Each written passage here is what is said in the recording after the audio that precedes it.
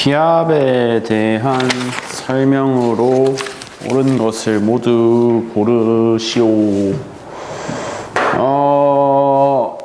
일단 니은 보기가 먼저 제일 눈에 띄는데 1기압과 동일한 의미를 가지게 되는 단어들 여러 가지를 이 단원에서 정리를 쭉 해주고 있지 않습니까?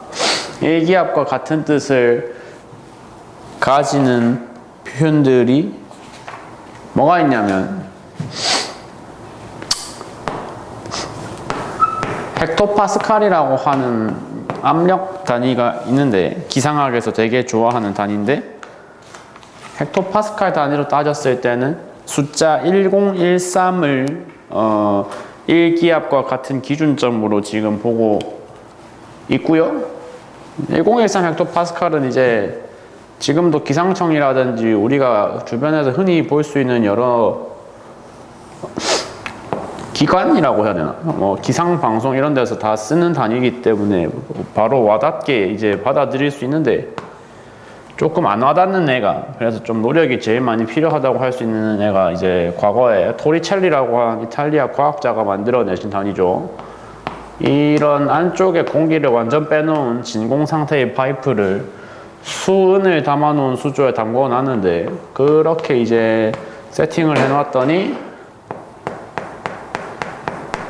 수은의 수면 부분에다가 저런 공기의 압력이 작용을 해가지고 굳이 별도의 다른 힘을 주지 않아도 알아서 안쪽으로 이제 수은이 올라가더라.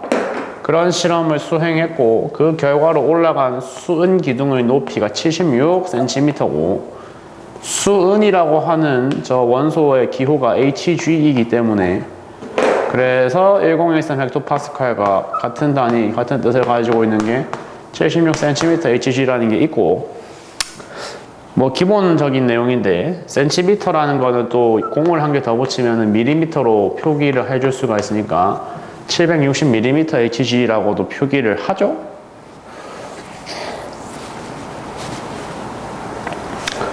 그리고 이제 또 하나가 만약에 이거를 물기둥으로 바꿔 봤을 때 물기둥으로 대상을 바꿔봤을 때는 물은 수은에 비해서 밀도가 한참 낮은 물질이기 때문에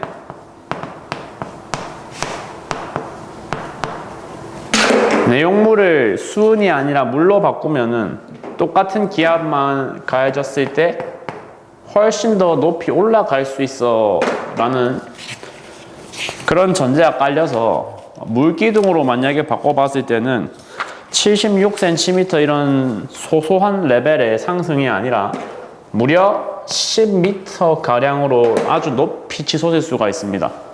그래서 이것과 또 같은 뜻을 가지는 스탯이 물기둥 몇 미터, 물기둥 10m 상승이고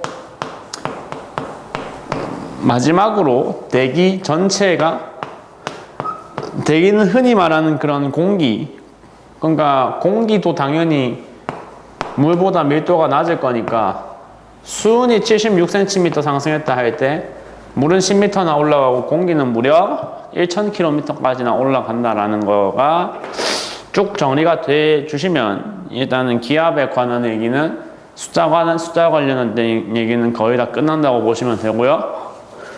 사실상 이제 고등학교 1학년 과학까지는 과학의 탈을 쓴 국어 과목이라고 보셔야 되거든요. 과학의 탈을 쓴 국어 과목, 암기 과목. 몇 가지 정보들은 좀 외워주셔야 되는데 디귿 같은 경우가 그냥 이제 의문을 가지지 말고 받아들이시고 외워주시면 되는 그런 정보에 해당하겠습니다. 공기는 always 움직이기 때문에 그렇기 때문에 지역과 장소에 따라서 항상 그 값이 달라져야 됩니다. 그래서 좀 부연 설명이 필요한 보기가 니은이었던 것 같고 그 외에 기역 디귿은 그냥 뭐 사실 명제로 받아들여 주시면 되는 사실 명제로서 머리에 그냥 간단하게 저장하고 넘어가 주시면 되는 그런 내용이 되겠습니다. 무조건 기압이라는 건 무조건 지표면 근처로 갈수록 더 강해져야 되거든요. 지표면 근처로 갈수록 기압이 더 강해져야 되니까 높은 산으로 올라갈수록 기압값은 점점 더 낮아지겠다, 약해지겠다라는 거 충분히 공감을 할 수가 있는 내용이겠네요. 아까 봤던 보기의 연장선상에서 기압은 같은 장소에서도 수시로 변하냐? 그렇습니다. 기압은 수시로 변하고, 굳이 수시로 변하는 이유가 뭐냐? 굳이 물어본다면은 가장 근원적으로는 그 지역의 기온이 계속해서 변화할 건데, 기온이 변화하면 그게 곧 기압에 다이렉트로 영향을 미치거든. 그래서 수시로 같은 장소에서도 기압 값은 항상 변동을 일으키게 되고, 아까 보기에 또 연장선상, 기압이라는 거는 공기 분자가 존재하는 장소에서 모든 방향으로 균일하게 작용한다.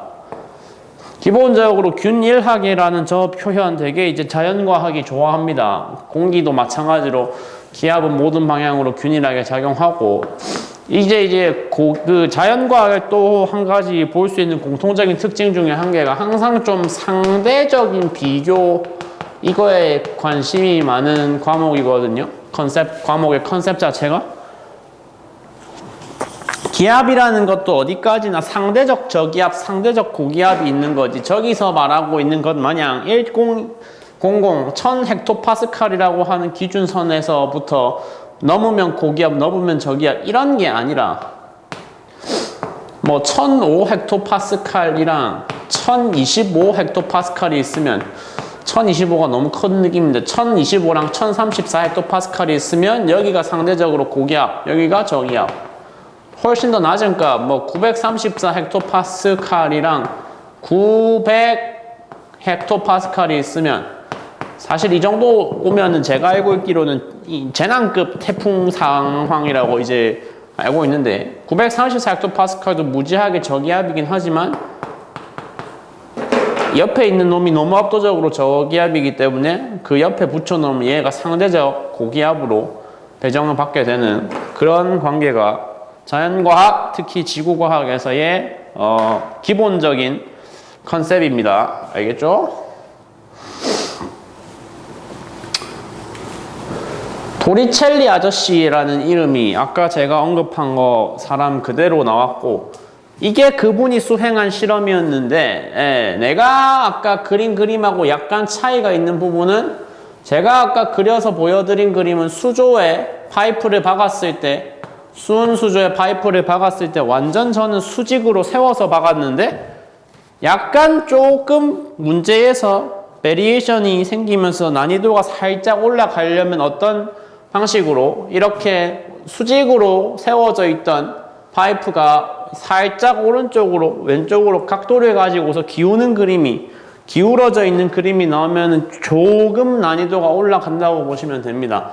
일단 이 그림이 나오면 가장 중요한 전제는 안쪽이 무슨 상태고 안쪽이 완전 비어있는 진공 상태라는 전제가 반드시 깔려 있어야 되고, 그러니까 파이프를 기울여 놔 봤자 의미가 아예 없다는 거예요. 그냥 상승하는 높이 자체는 파이프에다가 무슨 짓을 해놔도 기울이는 각도를 아무리 과하게 기울여도 반드시 올라가는 수직 높이로만 비교를 해야 된다는 게 여기에 기본 내용이거든. 그래서 이렇게 세웠을 때나 저렇게 세웠을 때나 수면에서부터 올라간 전체 수직 방향 높이는 똑같다. 똑같이 76cm가 된다라는 거죠.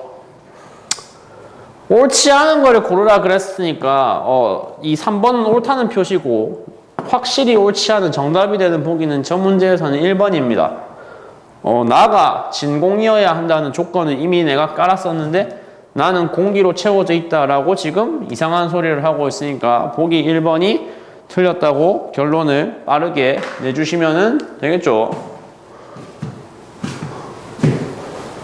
4번 유형이 아마 조금 이제 난이도가 생길락 말락하다면 그 시험지에서 조금이라도 난이도를 부여를 하고 싶다면 아마 건드릴 만한 주제인데, 아까 1번 문제 풀 때 그래서 1기압에 해당하는 거 쭉 정리를 했었잖아요.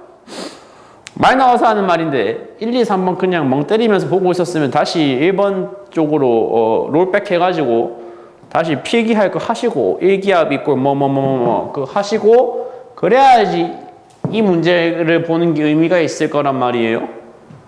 1기압과 같은 값들 여러 개 정리를 했었는데 헥토파스칼로 따지면 1기압은 얼마냐? 1013 헥토파스칼이었고 센티미터 HG로 따지면 75가 아니라 76 센티미터 HG였단 말이에요. 그러니까 지금 전주라는 도시는 광주라는 도시에 비해서 광주는 76 센티미터 HG를 가지고 있는데 전주가 그것보다 약 1 정도 낮은 숫자를 가지고 있으니까 기압이 상대적으로 지금 광주가 더 높은 거고, 그러한 반면에 서울이라는 도시와 광주라는 도시를 지금 비교를 해보니까 서울은 1기압의 다른 표현은 1013 헥토파스칼인데 서울은 1013이라는 숫자에 비해서 유의미하게 높은 1024 헥토파스칼을 가지고 있으니까 따라서 광주에 비해서 조금 더 높은 1.xx 그런 기압을 가지고 있는 거지. 그래서 기압의 크기를 비교하라 그러면 서울과 광주와 전주가 가장 서울이 높은 순서로 1번 순서로 배정이 될 거다라는 거를 생각을 할 수가 있겠다.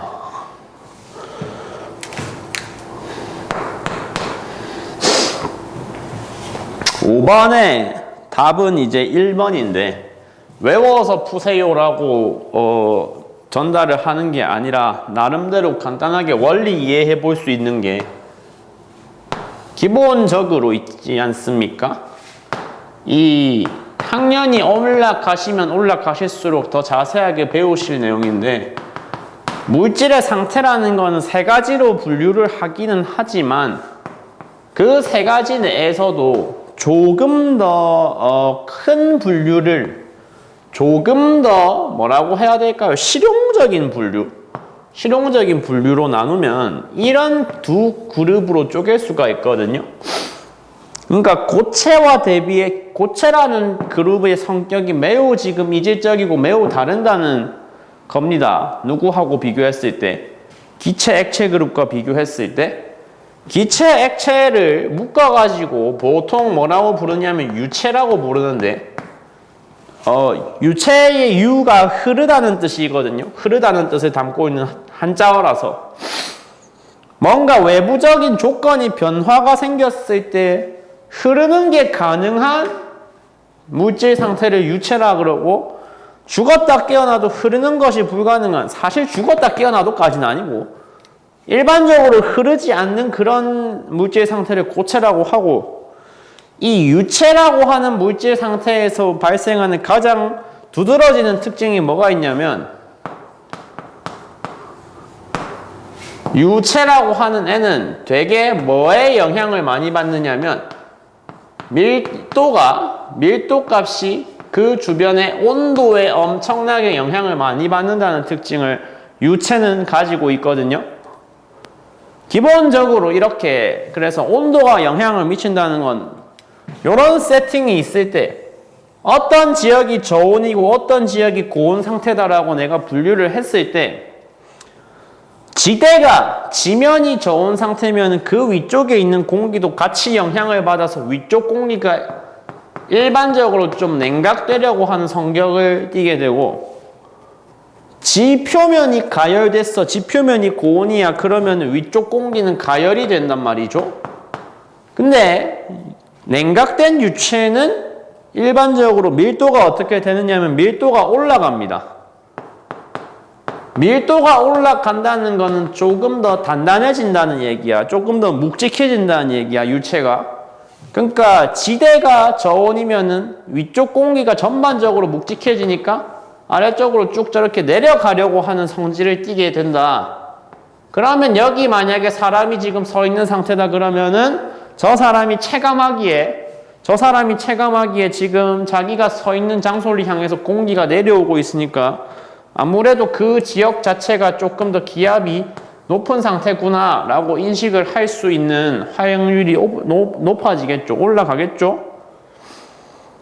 그런 반면에 가열이 됐다. 주변 지역이 가열돼서 공기가 밀도가 낮아진다. 밀도가 낮아지면 상대적으로 가벼워진다는 얘기고, 밀도가 낮아진 공기는 그래서 저런 식으로 뭐가 될 것이다. 뜰 것이다. 저기압이 된다는 거죠.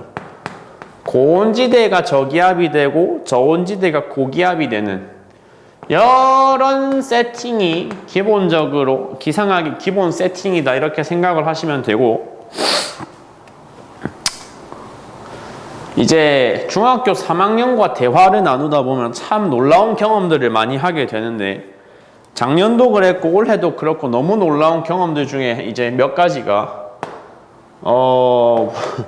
대한민국이라는 나라가 이제 지구상에서 북반구에 속하는지 남반구에 속하는지를 모르는 사람들이 생각보다 많더라고요. 이거는 설명이 불가능하거든요. 그냥 북반구는 당연한 거거든요. 당연한 거. 북반구입니다. 한국은 북반구에 있어.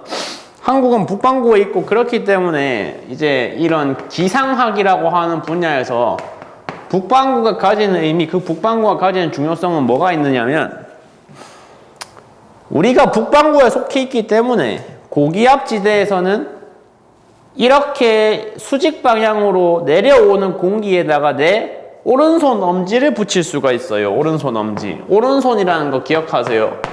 오른손 엄지를 갖다가 이 내려가는 공기 방향에 붙여줄 수 있는데, 이렇게 붙여주게 되면 자연스럽게 내 엄지가 밑을 향할 때 자연스럽게 감기는 나의 네 손가락 방향이 있지 않습니까? 요 바람이, 요 방향이 뭐를 의미하냐면 그 주변 지역에서 불어나오는 풍향을 의미를 해야 됩니다.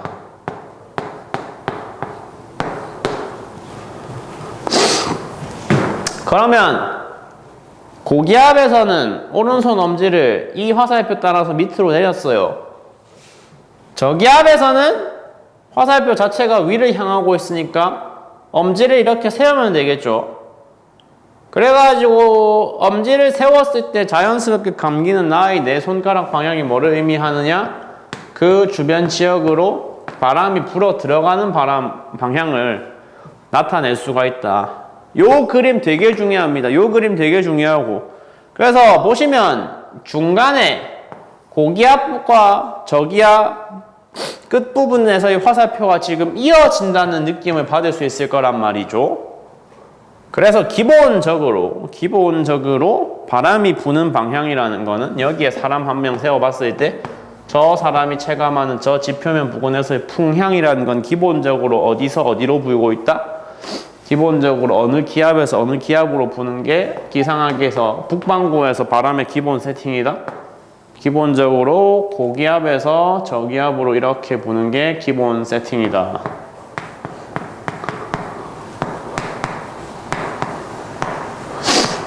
(5번) 문제 풀이와 무관하게 알고 있어야 되는 연계되는 내용들 한번 쭉 읊어봐 드렸습니다. 중요한 내용이니까 잘 알아 놓으세요.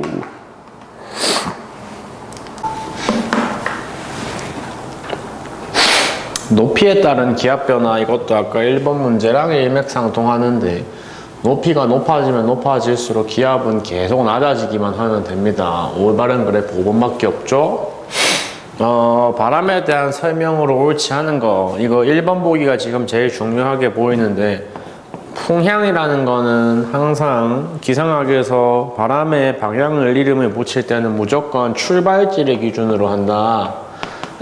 출발지를 기준으로 한다는 거는 뭔 얘기냐면, 만약에 뭐 지도상에서 이렇게 왼쪽에서 오른쪽으로 부는 바람이 있다고 하면, 지도에서 왼쪽이 일반적으로 서쪽, 오른쪽이 일반적으로 동쪽이지 않습니까? 그래서 저렇게 부는 바람 같은 경우에는 동쪽으로 부니까 동풍인 게 아니라 서쪽에서부터 불어오고 있다. 그래서 반드시 이름 규칙을 붙일 때 규칙은 서풍이라고 이렇게 얘기를 해주시는 게 맞는 방향이 됩니다. 규칙이니까 이건 지켜야 돼요. 그래서 옳은 거고, 기압차가 크면 클수록 바람이 강하게 분다. 맞아요. 아까 고기압에서 저기압으로 바람이 이동을 한다고 했는데, 그 고기압도 더 강한 고기압과 더 강한 저기압 사이에서 만약에 바람이 불게 되면은 그냥 일반적인 정도의 기압 차이에서 발생하는 바람보다 훨씬 더 강력한 세기의 바람이 불 수 있겠습니다. 3번, 4번, 5번이 이제 작년 2학년 2학기 때 아마 하셨던 그 비열과 관련된 육풍과 해풍에 관한 문제가 이번 단원에도 한 번 더 이제 사용이 되고 있는데, 간단하게 정리할게요. 당시에도 들으셨겠지만 비열이라는 거는 기본적으로 물이라고 하는 성분의 물질에 있어서 굉장히 좀 큰 성격을 가지고 있거든요. 그래서 물이 있고 모래, 토양의 구성 성분, 뭐 모래나 흙과 같은 물질들이 있을 때 비열은 물이 굉장히 큰데, 비열이라는 이 물리적인 특징의 올바른 정의가 뭐냐면은 얘가 물질이 자기 자신의 온도를 계속해서 유지하려고 하는 특성 성질, 그거를 비열이라고 합니다. 그래서 이제 낮 시간대가 된다 그러면 모래가 있고 물이 있어, 육지가 있고 바다가 있을 때 육지의 주성분인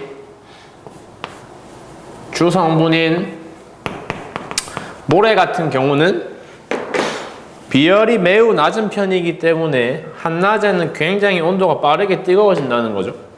굉장히 빠르게 온도가 뜨거워지면 기본적으로 지대가 고온이 되면 위쪽이 공기가 상승해서 저기압 지대를 만들겠죠. 상대적으로 같은 낮이라고 해도 바다의 주성분인 물은 비열이 작기 때문에 상대적인 저온의 온도 배치를 가지면서 저온이기 때문에 상대적으로 위쪽의 공기들은 다 이렇게 내려오고자 하는 고온의 성질을 띠게 되고, 그러면 바람은 아까 고기압에서 저기압으로 분다 그랬으니까 이 사이 지역에서 바다에서 육지로 가는 from 바다 to 육지, 그러니까 바람의 방향을 붙일 때는 항상 이 출발지 from 어디에서가 더 중요한 기준이 된다 그랬으니까, 따라서 결과적으로 낮에 부는 바람은 바다에서 부는 바람, 그거를 무슨 바람이라 그러나 해풍이라고 그런다. 여기 써놓은 내용을 가지고 전부 다 문제를 풀어주시면 될 것 같은 3, 4, 5번은 해안가에서 낮에는 육지 쪽에 기압이 더 낮으니까 답은 뭐 쉽게 3번으로 나오게 되겠고, 밤이라고 하면은 그냥 이것도 지구과학, 생명과학의 나름대로의 장점은 그거거든요. 기준 하나만 잘 잡아 놓으면 그 다음에 있는 애들은 전부 다 그냥 뒤집어주면 된다, 반대로. 그러니까 낮에는 해풍이 분다고 했으니까 밤에는 뭐가 불겠어요? 밤에는 반대로 육지에서부터 불어나가는 바람인 육풍이 불 거다, 이렇게 생각을 해주면은 되겠죠?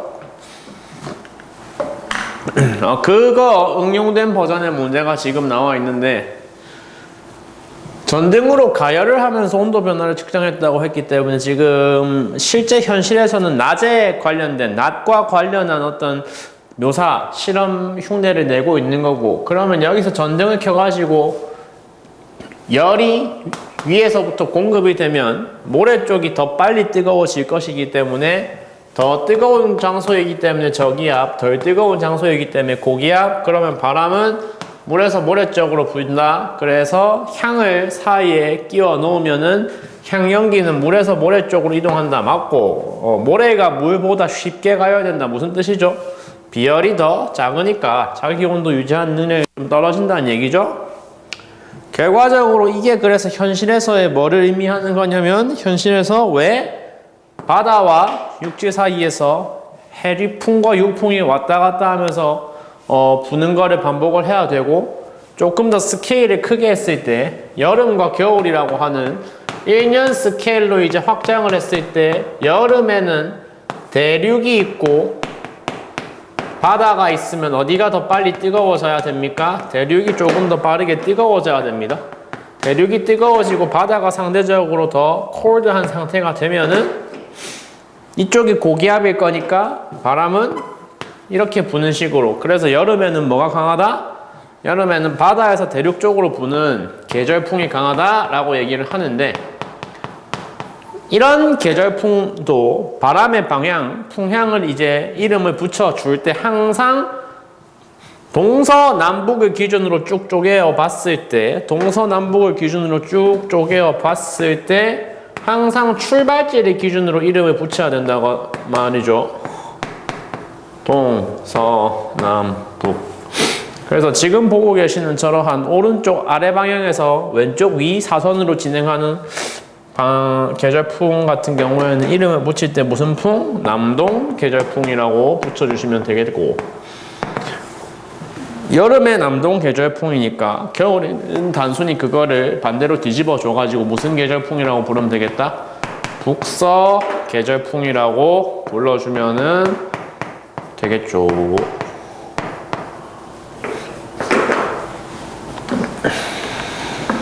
오, 써놓길 잘했네요. 마침 뒤에 문제 바로 나오네.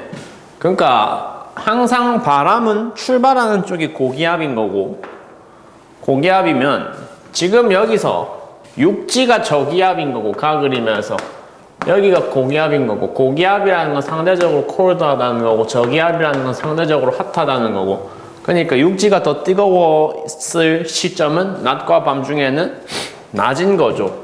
가가 낮인 겁니다.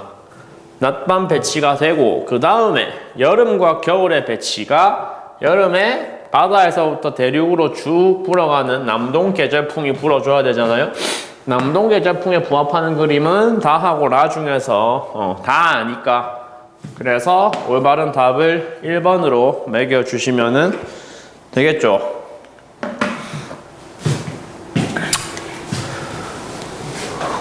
문제 구성이 이제 참 제가 만든 건 아닙니다만 구성이 참 좋은 그런 문제지인 것 같은데, 물론 문제지는 내가 만들었죠. 문제를 내가 만든 게 아니고. 그러니까 이제 이 기단의 특징들 쭉 이제 묘사를 할 때, 역시 중학교 3학년들하고 대화를 쭉 하다 보면 정말 이제 충격, 경악, 아주 놀라게 되는 그런 경우가 종종 발생을 하는 것 중에 또 하나가 이건데, 기단의 성질을 모르는 거야 뭐 그럴 수 있다고 생각을 하는데, 한국이 있으면, 한국이라는 나라가 이렇게 있으면은 한국 주위에 있는 지명들은 기본적으로 아는 게 당연한 상식인 세상에서 제가 살았었어 더 그런지 모르겠는데 요새는 아니더라고. 그러니까 한국 기준으로 외쪽 사선 위쪽에 있는 나라가 러시아고, 러시아의 동부에 있는 굉장히 추운 지역의 이름을 뭐라 그러냐면 시베리아라고 합니다. 제가 어릴 때는 뭐 1박 2일이라는 프로그램이 유행을 했기 때문에 시베리아라는 건 자연스럽게 다 교육이 됐었는데, 요새는 시베리아를 뭐 특별히 애들이 알만한 계기가 없어서 그런 것 같아요. 그리고 그 아래쪽에, 같은 세로선에서부터 아래쪽에 양쯔강이라고 하는 중국의 굉장히 유명한 강 둘 중에 하나가 있어요. 양쯔강이라는 강하고 무슨 강이 되게 유명하냐면 중국의 황하라는 강이 되게 유명한 편입니다. 뭐 쓸데없는 얘기였고, 그래서 일단 우리나라 주변을 둘러싸고 있는 총 4가지의 이 기단들이 이름을 붙이자면 이렇게 이제 배치가 되고, 각 기단의 특징들을 구분을 할 때 일단 심플하게 가져갈 수 있는 기준이 뭐냐, 좌우 기준으로 나눴을 때는 왼쪽은 전부 다, 시베리아와 양쯔강은 전부 다 이제 바다가 아니라 대륙 위에, 흙바닥 위에 있는 기단들인 거죠. 그에 반해서 오호츠크해 기단이라는 거랑 북태평양 기단이라는 거는 이름부터가 이미 다 바다 위에 떠 있다는 거를 알 수 있게 이름이 지어져 있으니까, 기본적으로 물 위에 떠 있으면 되게 애가 습해지기 마련이란 말입니다. 그래서 다습하다라는 특징이 바다 쪽에 떠 있는 기단들에는 다 공통적으로 쓰일 수가 있고요. 그런 반면에 땅바닥 위에 있는 애들은 특별히 밑에서부터 수증기가 바다만큼 많이 공급될 일이 없으니까 기본적으로 건조한 특성을 좀 보일 수밖에 없겠죠? 그런 반면에 이제 위아래를 기준으로 더 나눌 수가 있는데, 기본 상식이라고 자꾸 얘기를 하면 안 될 것 같아요. 그래서 밑으로 갈수록 적도에 더 가까워질 거기 때문에 밑에 있는 애가 더 덥습니다. 더 고온입니다, 상대적으로. 밑에 있는 게 상대적으로 고온이고, 위쪽으로 갈수록, 그쵸, 극지방에 가까워지는 거니까 추운 성질을 띠고 있는 기단이 되겠죠. 제가 지금 약간 본능적으로 저온 고온이라고 썼는데 실제 교과서에서 쓰는 용어로는 저온 대신에 한랭이라는 표현을 아마 쓸 것이고 고온이라는 거 대신에 온난이라는 표현을 일반적으로 쓰니까 그러면 저위도 지방 해역이니까 저위도 여기가 고위도 여기가 저위도 위아래 중에서 일단 어디를 고르라는 거죠? 밑에 거 고르라는 거고 저 아래쪽에 있는 애들 중에서 바다 쪽에 생긴 거 누구밖에 없네. 북태평양 기단밖에 없네. 그래서 특징이 뭐다? 온난하고 다습하다. 고온하고 다습하다. 왜 저거 섞어놨어? 답 1번.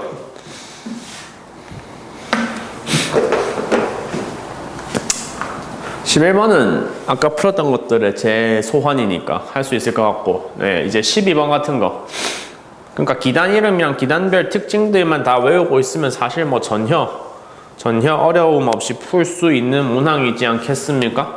겨울철에 영향을 주는 거 겨울철에는 춥잖아. 기본적으로 춥다고. 그래서 이것도 좋은 문제니까 얘도 좀 자세하게 설명을 해볼게요. 만약에 기단 유형의 문제가 나온다 그랬을 때 각각의 계절별로 어떤 기단이 제일 영향력이 강하냐를 물어본다면 시베리아 기단이 겨울에 영향력이 가장 강하고 무슨 기단은 북태평양 기단이 여름에 가장 영향력이 강하다 이렇게 얘기를 해주시면 됩니다. 그러면 이제 총 4계절이 있는데 여름과 겨울을 여기가 한 개씩 가져갔으면 뭔가 이제 느낌적으로 봄, 가을은 BC가 하나씩 가져가겠네 이렇게 생각을 할 수가 있는데 실제로는 아니라 봄, 가을을 묶어서 기상학에서 뭐라고 보냐면 환절기라고 보는 거죠. 환절기. 그래서 환절기는 공통적으로 어떤 기단이 조금 우세하게 영향력을 행사하는 양측간 기단이 조금 우세하게 영향력을 행사하는 거고 그러면 저 B라는 애는 하는 게 뭔데? 이런 의문을 가질 수가 있는데 B라는 애는 오호츠크라는 애는 여름 안에서도 여름 전체가 아니라 초여름에 잠깐 나와서 저 밑에 북태평양 기단하고 붙어요. 그래서 딱 지금이죠. 딱 지금 북태평양 기단과 이런 초여름 시기에 북태평양 기단과 위쪽을 누가 붙어서 오호츠크 기단이 붙어서 만들어내는 굉장히 길고 긴 비가 내리는 시기 그거를 장마라고 부릅니다.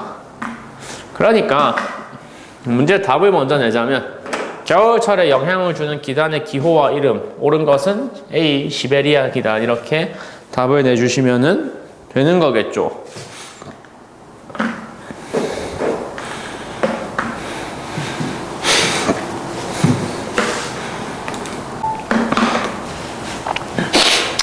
전선의 특징 이제 말 여러 번 했었는데 최종적으로 한다 생각하고 한 번만 더 하겠습니다. 기본적으로 오프닝 즈음에 얘기했던 그 얘기가 이번에도 유효하게 쓰일 건데 기체하고 이제 액체를 묶어서 유체라고 부르고 유체의 특징은 기온이 낮아지면 밀도가 높아지고 기온이 높아지면 반대로 밀도가 작아진다 라는 공통적인 성질, 공통적인 특징을 유체라 불리는 물질들이 일반적으로 이제 가지고 있어야 된다는 말이죠. 그래서 이제 그 공기에 관한 그런 재미있는 여러 가지 특징들을 가지고 어디로 확장을 시키면 현실에서의 전선이라고 하는 조금 더 스케일이 커다란 기상현상으로 확장을 시켰을 때 어떠한 얘기가 가능하냐면 기본적으로 일단 공기의 성질을 두 가지로 분류를 합니다. 쪼개가지고 비교적 상대적으로 온도가 뭐한 공기 그리고 비교적 콜드한 공기 비교적 핫한 비교적 따뜻한 공기로 나누었을 때 콜드한 쪽이 밀도가 아까 뭐 해야 된다라고 표현을 했으니까 콜드한 쪽이 밀도가 더 커야 한다고 표현을 했고 상대적으로 밀도 낮은 애가 저기 오른쪽에 지금 대기를 타고 있는데 저러한 경우에 콜드한 녀석이 핫한 녀석을 저렇게 향해서 전진을 쭉 해서 걔를 들어 올린다고 하면 밀도 큰 놈이 밀도 작은 놈을 덮쳤기 때문에 밀도 작은 애가 힘없이 속수무책으로 이렇게 떠올라 버린다는 거죠. 근데 중간시험 범위에서 아마 다 공부하셨겠지만 이런 식으로 공기의 상승이 일어나게 되면 소위 말하는 단열 팽창이라고 하는 현상이 동반이 되면서 단열 팽창에 의해서 상승한 공기에서 응결이 일어나고 응결이 일어난 결과로 구름이 저렇게 높게 쌓이는 형태가 만들어지겠죠. 그래서 이렇게 높게 쌓여 있는 구름을 기상학 용어로는 저군이라고 부르는데 저군이 만들어지고 나서는 비가 내릴 때 어떻게 내리게 되죠? 원체 지금 높이가 높이 쌓여 있는 구름이다 보니까 비가 내릴 때 한 번에 이렇게 확 하고 쏟아져 버리는 짧은 시간에 다량의 비가 한 번에 훅 쏟아지는 그런 그림이 만들어진단 말이에요. 그래서 저군이 만들어지면은 얼마 지나지 않아서 소나기가 그 지역에 내린다. 그렇게 만들어지는 전선의 이름을 바로 한랭 전선이라고 부릅니다. 지금 빨간색으로 그려놓은 졸라맨이 근데 보기에는 나중에 이제 그 단어를 같이 얘기하긴 할 건데 기본적으로 한국과 같은 북반구 중위도 지역에서는 항상 어떤 공기의 이동 방향은 어떤 전선의 이동 방향은 항상 오른쪽으로 가는 거를 기본 세팅으로 사용을 합니다.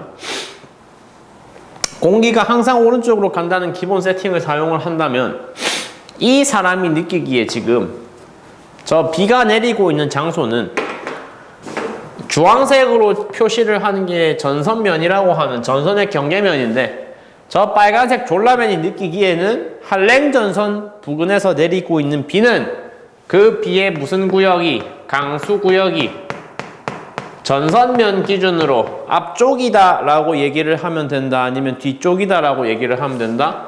지금 이 강수구역은 전선 뒤쪽에서 내리고 있다 라고 얘기를 할 수가 있는 거죠. 야, 앞쪽에 튀어나와 있는 구름 있잖아. 아니 근데 이제 전체적으로 따지면 뒤쪽이 더 많잖아. 그러니까 뒤쪽이 더 많으니까 전선 뒤쪽에 강수구역이 발생했다. 어디 전선에서? 한랭 전선에서. 근데 이제 그런 반면에 똑같은 졸라맨이 있는데 이번에는 경우를 바꿔서 상대적으로 밀도가 낮은 상대적으로 핫한 공기가 상대적으로 콜드하고 상대적으로 밀도가 높은 애를 밀려고 시도를 하고 있는 그림을 상상을 해봅시다. 그렇게 되면 밀도가 낮은 놈이 밀도 큰 놈을 밀려고 시도 용 쓰는 거기 때문에 밀려고 시도는 하지만 잘 안 밀린다.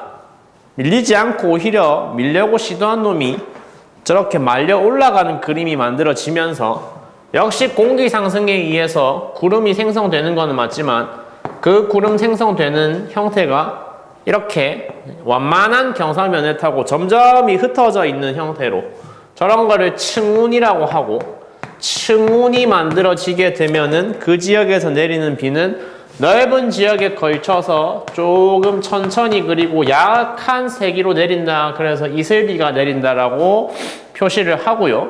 누가 보더라도 저 졸라맨이 느끼기에도 그렇고 누가 보더라도 전선면이 저기 있는데 강수구역은 그거의 앞쪽을 훨씬 더 침범을 하고 있으니까 이러한 온난 전선이 만들어지는 시기에는 강수구역이 어디라고 보시면 되겠다. 강수구역은 전선면 기준 앞쪽이다 이렇게 얘기를 해 주시면 됩니다. 알겠죠? 그런데 이제 보세요. 기본적으로 전선의 이동 방향은 항상 우측으로 전진을 하는 거를 기본 세팅으로 잡고 있다면 지금 위에 그림에 서 있는 빨간색 졸라맨은 조금 있다가 곧 어떤 공기하고 접촉을 하게 될 운명이냐면 곧 콜드한 공기하고 접촉을 하게 될 운명이죠. 그러면 여기서 시간이 조금 더 지났을 때 저 사람은 지금은 핫한 공기하고 접촉을 하고 있는데 조금만 더 시간이 지나면 곧 차가운 공기가 이 사람한테 들어온다는 말이죠. 차가운 공기가 곧 들어오게 된다면 한랭전선 앞쪽에 서 있는 사람이 느끼기에는 그 지역의 기온은 곧 하강할 거라는 것을 알 수 있고 반면에 온난전선 앞에 서 있는 사람은 따뜻한 공기가 자신에게 다가오고 있으니까 조금만 더 시간이 지났을 때 자신이 체감하는 주변의 공기가 기온이 어떻게 될 거다? 상승한다고 느끼게 될 거라는 거를 우리는 알 수 있다. 공감을 할 수가 있다. 공감을. 그래서 기온과 기압은 이제는 아시겠지만 기온과 기압은 일반적으로 반비례 관계에 지금 있지 않습니까? 유체에서. 그래서 기온이 하강했을 때 기압은 상승을 할 것이고 기온이 상승하는 조건에서는 기압이 하강을 해야 된다라는 순차적이고 인과관계적인 부분들을 하나하나 다 건드려 보실 수 있겠죠? 그러면 기억부터 한랭전선에서 층온연구름 아니죠? 온난전선 앞에 넓은 지역에는 이슬비가 내린다고 했으니까 넓은 지역에 약한 비, 즉 이슬비.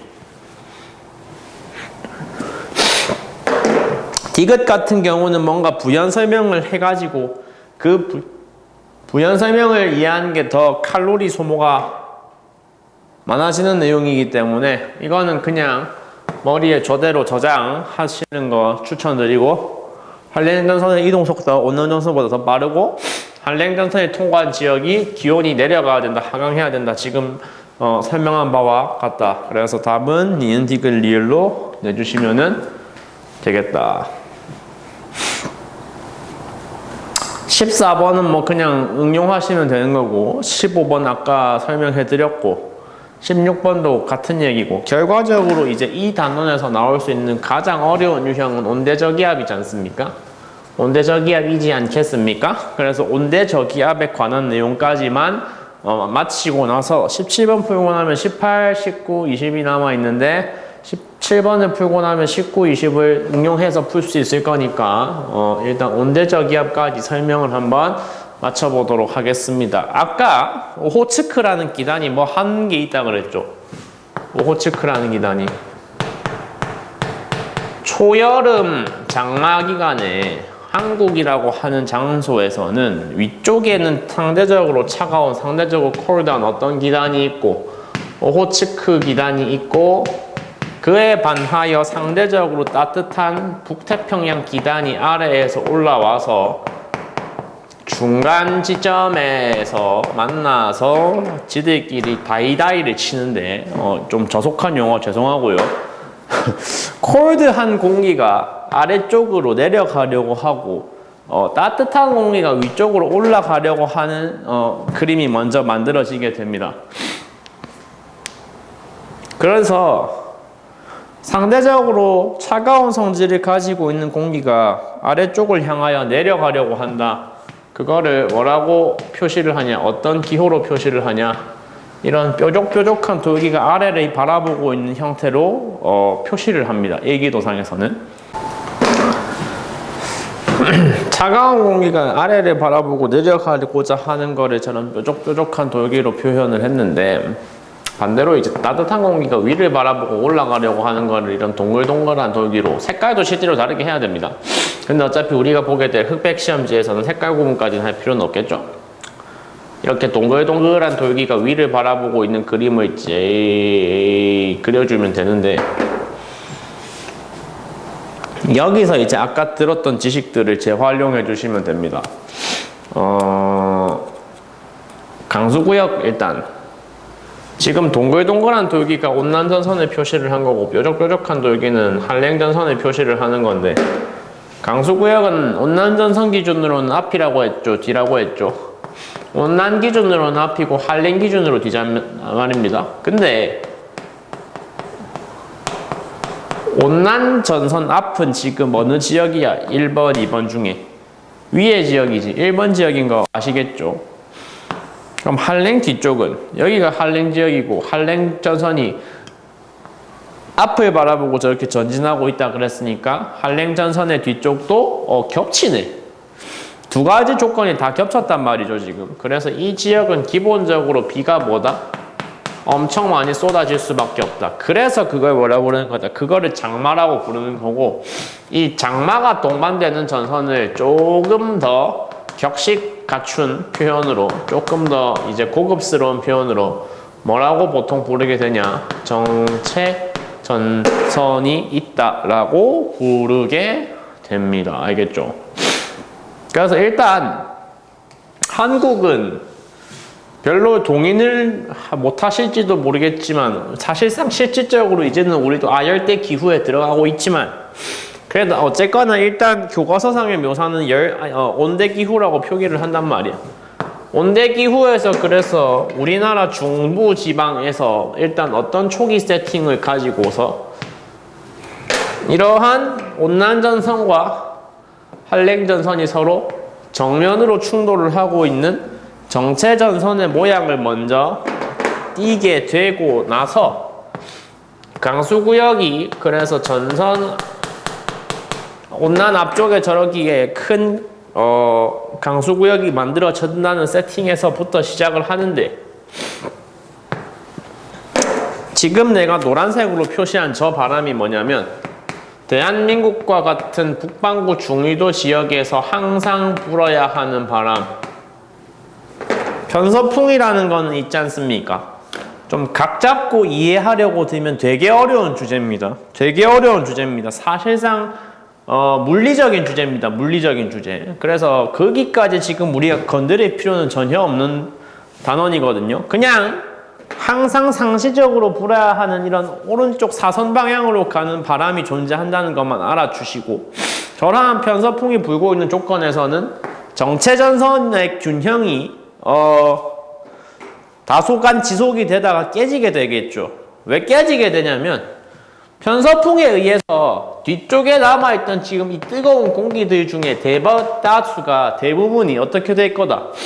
오른쪽 사선 방향으로 편서풍이 이 따뜻한 애들을 계속 밀어버리고 있으니까 조금만 시간이 지나면은 제가 시읒자 모양으로 깨지는데 시읒자 모양으로 깨지면서 상대적으로 따뜻한 애들이 다 지금 우측으로 쏠리는 그림이 만들어지기 때문에 시간 얼마 안 지나서 온난전선이 주로 어느 장소에 어느 쪽에 우세해지는 그림이 나오게 되고 상대적으로 따뜻한 공기 온난전선이 우측에 많이 우세하게 배치되는 그런 그림이 나오게 되고 그러면 이런 식으로 따뜻한 애들이 전부 다 우측으로 몰빵이 됐으면 상대적으로 왼쪽이 지금 허전해졌죠. 왼쪽이 비었기 때문에 위에서 계속 내려오고자 했던 저 차가운 공기들이 옳고 탔구나 하고 내려와서 이 자리에서 더 우세한 그림을 만들어주게 된다. 이게 바로 온대 저기압이라고 하는 굉장히 할 말 많은 이 단어에서 나올 수 있는 가장 어려운 주제의 유형과 문제 중에 한 개고요. 저기압이니까 저기압의 중심이 있어야 되는데 그 저기압의 중심이 딱 저 온난전선과 한랭전선의 교점 부분에 나오게 됩니다. 그러니까 한국에서 일어나는 일을 가정하고 있는 거니까 기본적으로 지금 보고 계시는 거는 북반구에서의 이벤트란 말이야. 북반구 저기압이라는 단어가 나왔으니까 아까 초반에 들으셨던 거 뭐 해야 돼? 오른손에 써야 돼. 오른손 엄지를 가져와서 저기압 중심 부분에 공기 상승하지. 공기 상승하니까 거기에 내 오른손 엄지를 딱 세운 상태로 오른손을 배치를 해주게 되면 그때 자연스럽게 감기는 나의 내 손가락 방향이 뭐를 의미한다? 그 지역에서의 바람 방향, 그 지역에서의 풍향을 의미한다. 혹시 몰랐으면 요 그림 지금 되게 중요하니까 꼭 잘 그림을 통째로 기억해 놓으시고 통째로 그려 놓으세요. 그려 놓으시고 그러면 강수구역을 따져봐야 됩니다. 아까도 그랬지만 강수구역은 온난전선 앞쪽, 한랭전선 뒤쪽. 온난전선 앞쪽, 한랭전선 뒤쪽. 따라서 중간 부분은 어떻다? 맑다. 자, 그런데 그러거나 말거나 기본적으로 북반구 지역에서 전선의 이동 방향은 저기압의 이동 방향은 오른쪽이 기본인데 얘가 기본 이동 방향이 오른쪽인 이유도 사실은 저 계속해서 일방적으로 오른쪽으로만 불고 있는 편서풍이 존재하기 때문입니다. 그것까지는 뭐 디테일하게 물어볼 것 같지는 않던데 학교에서. 그래서 온대저기압이 저 상태로 유지가 계속되는 게 아니고 얼마나 지나서 어떻게 되냐면은 이동을 쭉 하거든요. 저 그림이 더 잘 나와 있는데 문제 그림에 나와 있는 거 보시면 지금 저렇게 중심부의 기압이 996으로 996헥토파스칼로 다소 낮게 설정이 되어 있는 다소 낮게 설정되어 있는 온대 저기압이 오른쪽으로 진행을 하게 되면 C 지역은 지금 어떤 상태죠? C 지역은 현재는 맑죠. 아까 강수구역 표시를 B금으로 어떻게 했냐면 이렇게 했단 말이에요. C 지역은 현재 맑고 D 지역, B 지역이 비가 오고 있는 상태인데 근데 그 맑은 상태가 계속 유지가 될 수 있는 게 아니라 저기압 자체가 전부 다 우측으로 오른쪽으로 이동을 하게 되니까 따라서 3번 보기 읽어보시면 C 지역은 지금은 맑은 날씨인 거 맞지? 지금은 맑은 날씨인 게 맞는데 기온이 계속해서 올라갈 거냐? 그건 아닌 거죠. 왜냐하면 조만간에 누구를 만나게 되니까 차가운 기단과 차가운 전선과 곧 만나게 되니까 그래서 기온이 계속 올라갈 수가 없다. 답을 3번으로 해주시면 됩니다. 이제 그 외에 나머지 문제들은 직접 풀어보신 다음에 저한테 가지고 와서 결과를 보여주시면 제가 현장에서 필요한 부연 설명들을 더 해드리는 방식으로 진행을 하도록 하겠습니다. 듣는다고 고생했습니다.